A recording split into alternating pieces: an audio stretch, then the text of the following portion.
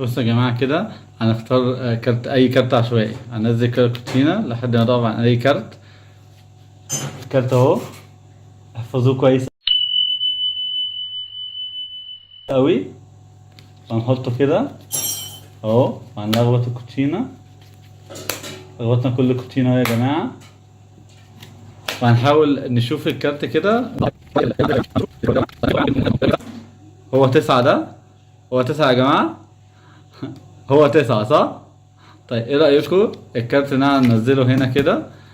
آه الموبايل ده عادي يا جماعة صح؟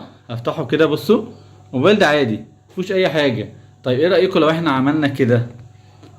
الموبايل ده فيه ميزة ان هو ممكن يقدر يطبع. عملنا كده، بصوا يا جماعة عمل ايه؟ طبع الرقم اللي انتوا اخترتوه، او سوري اللي احنا وقفنا عنده بالصدفة. طب ايه رأيكم الأحسن والأجمل من كده؟